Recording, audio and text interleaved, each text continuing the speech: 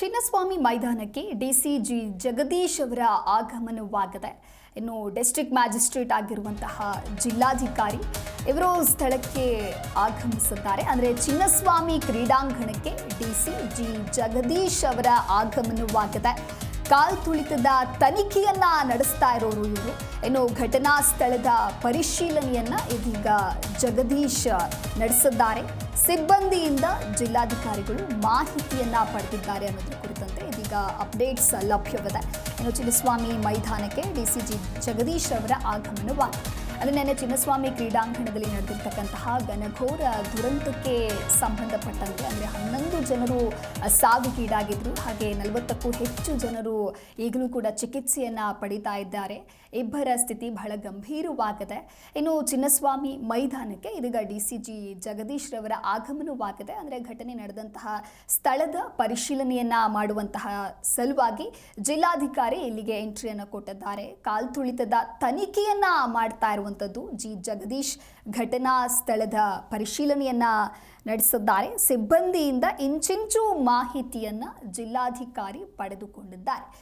ನೀವು ದೃಶ್ಯಾವಳಿಯಲ್ಲೂ ಕೂಡ ಗಮನಿಸ್ತಾ ಇರಬಹುದು. ಚಿನ್ನಸ್ವಾಮಿ ಕ್ರೀಡಾಂಗಣದತ್ತ ಜಿಲ್ಲಾಧಿಕಾರಿ ಎಂಟ್ರಿಯನ್ನು ಕೊಟ್ಟಿರುವಂಥದ್ದು. ಇಲ್ಲಿಗೆ ಆಗಮಿಸಿ ಕಾಲ್ ತುಳಿತದ ತನಿಖೆಯನ್ನ ನಡೆಸ್ತಾ ಇರುವಂತಹ ದೃಶ್ಯಾವಳಿಗಳನ್ನು ನೀವು ಕೂಡ ಗಮನಿಸ್ತಾ ಇರಬಹುದು.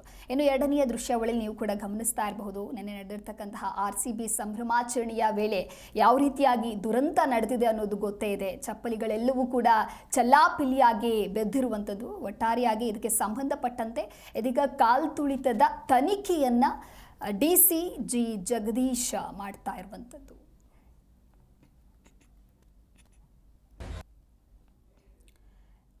ಒಂದು ಕಡೆ RCBಯ ಸಂಭ್ರಮಾಚರಣೆ ನಡೀತಾ ಇದ್ರೆ, ಅಂದರೆ ವಿಧಾನಸೌಧದಲ್ಲಿ ಸಂಭ್ರಮ ಮನೆ ಮಾಡಿತ್ತು. RCB ಆಟಗಾರರಿಗೆ ಸನ್ಮಾನವನ್ನ ಮಾಡಬೇಕು ಅಂತ ಹೇಳಿ ಅದ್ದೂರಿ ಕಾರ್ಯಕ್ರಮದ ಆಯೋಜನೆ ಕೂಡ ಮಾಡಲಾಗಿತ್ತು. RCB ಆಟಗಾರರಿಗೆ ಶಾಲು ಹೊದಿಸಿ ಪೇಟ ಹಾಕಿ ಸನ್ಮಾನವನ್ನ ಮಾಡ್ತಾ ಇರುವಂತಹ ಸಂದರ್ಭದಲ್ಲಿಯೇ ನಂತರದಲ್ಲಿ ಕ್ರೀಡಾಂಗಣದಲ್ಲಿಯೂ ಕೂಡ ಅಂದರೆ ಚಿನ್ನಸ್ವಾಮಿ ಸ್ಟೇಡಿಯಂನಲ್ಲೂ ಕೂಡ ಅದ್ದೂರಿಯಾಗಿ ಕಾರ್ಯಕ್ರಮ ನಡೆಯುತ್ತೆ ಅಂತ ಹೇಳಿ ಅಪಾರ ಸಂಖ್ಯೆಯಲ್ಲಿ RCB ಅಭಿಮಾನಿಗಳು ಅಲ್ಲೂ ಕೂಡ ಬಂದಿದ್ರು. ಈ ವಿಧಾನಸೌಧದಲ್ಲಿ ಏನು ಈ ಒಂದು ಸಭೆ ಸಮಾರಂಭ ನಡೀತಾ ಇತ್ತು, ಆ ಸಂದರ್ಭದಲ್ಲಿ ಅಲ್ಲಿ ನೂಕುನುಗ್ಗಲು ಉಂಟಾಗತ್ತೆ, ಕಾಲ್ ತುಳಿತ ಸಂಭವಿಸುತ್ತೆ. 11 ಜನ ಸಾವನ್ನಪ್ತಾರೆ, 40ಕ್ಕೂ ಹೆಚ್ಚು ಜನರಿಗೆ ಗಾಯವಾಗತ್ತೆ.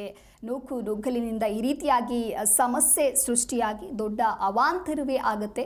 ಈ ಒಂದು ಹಿನ್ನೆಲೆಯಲ್ಲಿ ಇದೀಗ ತನಿಖೆಯನ್ನು ಕೂಡ ಮಾಡ್ತಾ ಇರುವಂಥದ್ದು. ಅಂದರೆ ಆ ಒಂದು ಘಟನಾ ಸ್ಥಳಕ್ಕೆ ಒಂದು ಕಡೆ DC ಜಗದೀಶ್ ಕೂಡ ಎಂಟ್ರಿ ಕೊಟ್ಟಿದ್ದಾರೆ. ಕಾಲ್ ತುಳಿತದ ತನಿಖೆಯನ್ನ ನಡೆಸ್ತಾ ಇರುವಂಥದ್ದು, ಘಟನಾ ಸ್ಥಳದ ಪರಿಶೀಲನೆಯನ್ನ ನಡೆಸ್ತಾ ಇದ್ದಾರೆ. ಆದರೆ ಸಿಬ್ಬಂದಿಯಿಂದ ಇಂಚಿಂಚು ಮಾಹಿತಿಯನ್ನ ಕಲೆ ಹಾಕ್ತಾ ಇದ್ದಾರೆ.